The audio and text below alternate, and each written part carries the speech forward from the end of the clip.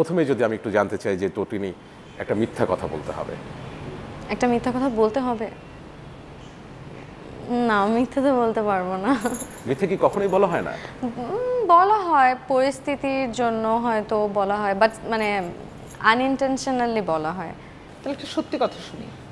এই শোটাতে আসতে পেরে আমার এখন অনেস্টলি মানে I am feeling very very excited. কারণ ইউজুয়ালি হয় কি, আসলে শোতে আসলেও আসলে আড্ডা দেওয়া হয় না বা কথা বলা হয় না। সো এটার জন্য আমি খুবই মানে এক্সাইটেড অ্যান্ড ভেরি কিউরিয়াস। এই সত্য কথাটা আমাদের ভীষণ রকম ভালো লেগেছে। এবার একটু জানতে চাই যে একটা বাজে কথা কি বলা সম্ভব? না, একদমই না। বিকজ আমি সবসময় বিলিভ করি মানুষের সাথে সবসময় কাইন্ড থাকা উচিত এবং সহানুভূতিশীল হওয়া উচিত, এবং যতটুকু পসিবল বাজে কথা কম বলা উচিত। তাহলে কি তটিনী কঠিন কথা বলতে পারে? মাঝে মাঝে তো আসলে লিমিট ক্রস হয়ে যায়, তখন হয়তো কঠিন কথাটা বলতে হয়। তাও আমি ট্রাই করি যতটা হার্ট না করে মানুষকে কথা বলা যায়। একটা সহজ কথা। সহজ কথা বলা অনেক কঠিন। আমরা আসলে এই কথাগুলো এই কারণে শুনতে চাই কারণ আমাদের কাছে মনে হয় যে আমরা মানুষ যারা আছি তারা সহজ কথা বলতে ভুলে গেছি। এবার আমরা দশে দশে চলে যেতে চাই। সূচনা, প্রথম প্রশ্ন যদি তুমি করো তটিনীকে। তটিনী, প্রথম প্রশ্ন হুমায়ূন আহমেদের।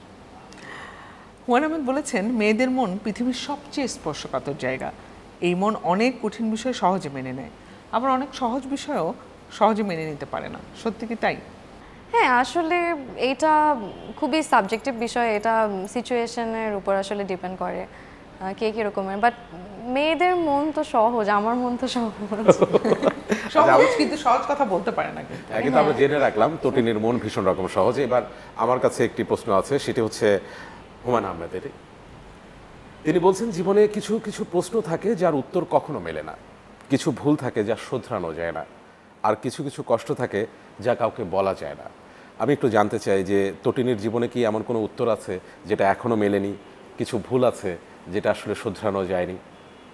ভুল, হ্যাঁ, এরকম অনেক ভুলই আছে যেটা শুধরানো যায়নি। বাট যেগুলো শুধরানো যায় না, আমি চেষ্টা করি ওগুলো নিয়ে আর চিন্তা ভাবনা না করার। কারণ আফসোস করে আসলে দিন শেষে কোনো লাভ হয় না।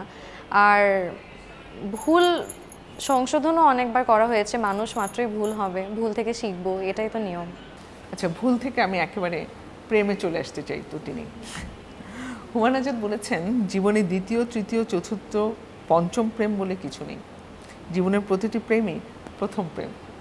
আমার কাছে মনে হয় প্রথম প্রেমটা সবসময় স্পেশাল থাকে, ওইটার আলাদা একটা অনুভূতি থাকে। কিন্তু প্রেম সবগুলোই হচ্ছে আলাদা আলাদা হয়, মানে একটা থেকে আরেকটা আলাদা। আমি কখনোই বলবো না যে পঞ্চম প্রেম ও প্রথম প্রেম, আবার চতুর্থ। প্রথম প্রেম তো প্রথম প্রেমই, প্রথম প্রেমের সাথে কোনো প্রেমের তুলনা হয় না।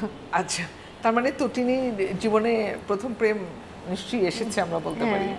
এসেছে। আচ্ছা, এটা আমাদের মধ্যে দিয়ে দর্শক জেনে গেল। কিন্তু আচ্ছা, আমি একটু জানতে চাই যে প্রথম প্রেমের অনুভূতি আসলে কেমন?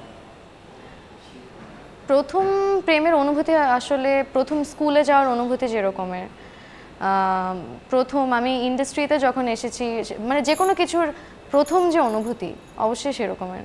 প্রেমের অনুভূতি তো একটু আলাদা।